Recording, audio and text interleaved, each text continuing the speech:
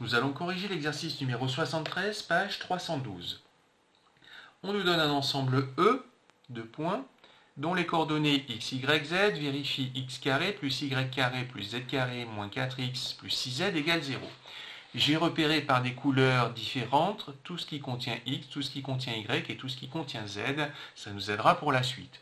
Regroupons d'ailleurs en fonction de x, y et z. On obtient x carré moins 4x plus y carré plus z carré plus 6z égale 0.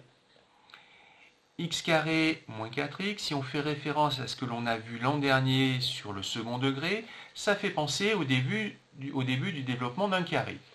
X carré moins 4, c'est le début du développement de x moins 2 au carré. Quand on développe x moins 2 au carré, on obtient x au carré moins 4x plus 4. Donc pour que les deux parties ici en rouge soient égales, on est obligé d'enlever 4. Y carré, on le conserve. Z carré plus 6z, c'est le début du développement de z plus 3 au carré. Simplement, quand on développe z plus 3 au carré, on obtient z carré plus 6z plus 9.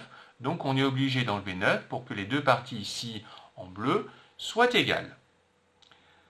Moins 4 moins 9, ça fait moins 13. On additionne les constantes. On obtient x moins 2 au carré plus y moins au carré plus z plus 3 au carré moins 13 égale 0.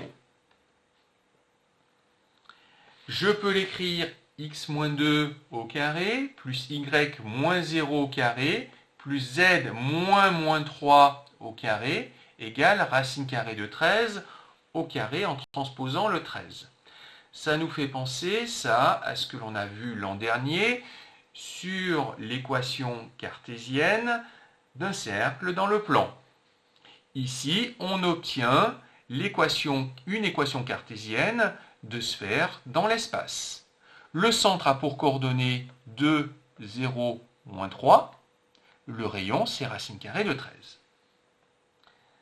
Maintenant, on veut démontrer que cette sphère a un seul point d'intersection avec la droite delta qui passe par le point A de coordonnées 3, 1, 2 et de vecteur directeur 1, moins 2, 3.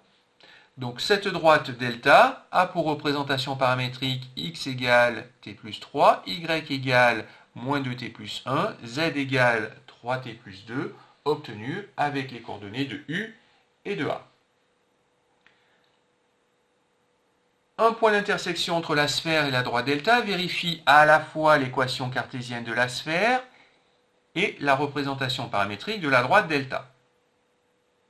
On va remplacer dans la première équation x, y et z par leur expression en fonction de t. On obtient cette équation-là. À l'intérieur des parenthèses, je vais réduire. J'obtiens des carrés des identités remarquables que je vais développer, puis réduire. Je remarque que je peux factoriser par 14. T carré plus 2t plus 1, je reconnais une identité remarquable. Et finalement, l'équation de départ est équivalente à 14 facteurs de t plus 1 au carré égale 0. Je peux diviser par 14. J'obtiens t plus 1 au carré égale 0. Un carré est nul lorsque le nombre est nul. Ça nous donne t plus 1 égale 0, c'est-à-dire t égale 1. Ce qui veut dire que la sphère et la droite ont un seul point commun qui est atteint pour la valeur moins 1 du paramètre t. Pour t égale moins 1, on obtient x égale 2, y égale 3, z égale moins 1. Ce sont les coordonnées du point d'intersection de la sphère et de la droite delta.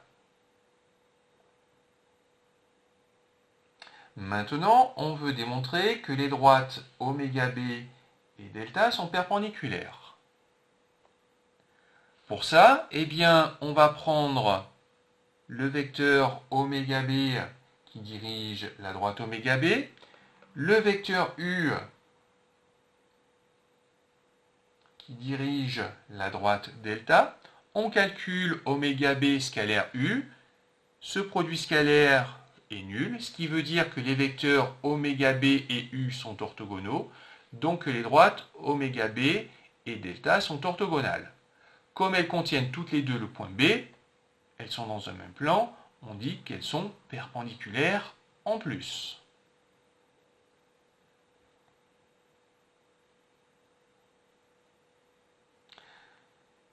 Maintenant, on peut déterminer l'intersection de la sphère avec la droite delta', dont on nous donne une représentation paramétrique. Un point M commun à la sphère et la droite delta', vérifie donc l'équation de la sphère et la représentation paramétrique de la droite delta' qui nous est donnée dans l'énoncé. Comme précédemment, on va remplacer x, y et z par leur expression en fonction de t' ici dans la première ligne. On obtient cette équation-là, c'est-à-dire en réduisant 0 plus 3 moins 2t' au carré plus 3t' plus 2 au carré moins 13 égale 0. Je développe ces carrés, j'obtiens cette égalité, je réduis, j'obtiens simplement 13t' carré égale 0, c'est-à-dire t' carré égale 0, c'est-à-dire t' égale 0. Pour t' égale 0, j'obtiens dans la représentation paramétrique de la droite delta, x égale 2, y égale 3, z égale moins 1. La sphère E et la droite delta' ont donc un seul point commun. On reconnaît les coordonnées du point B que l'on avait tout à l'heure. Question 5a. On veut démontrer que la droite oméga B est perpendiculaire au plan P qui est défini par les droites delta et delta'. On va avoir besoin d'un vecteur directeur de delta'. On l'obtient à partir de la représentation paramétrique. On peut prendre par exemple le vecteur de coordonnées 0, moins 2, 3. Puisque la droite oméga B est perpendiculaire aux droites delta et delta', oméga B va être orthogonal à B. On le vérifie.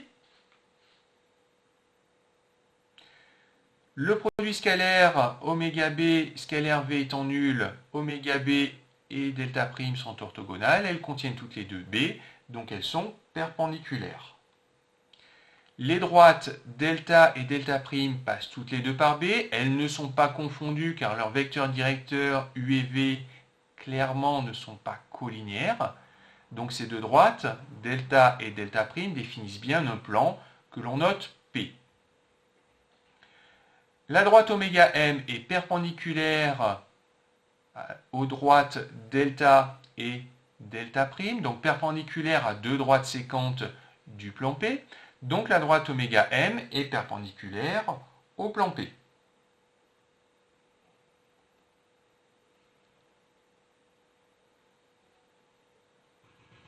On veut démontrer que pour tout point M distinct du point B, qu'on veut démontrer que pour tout point M distinct de B du plan P, la distance oméga M est supérieure à 13.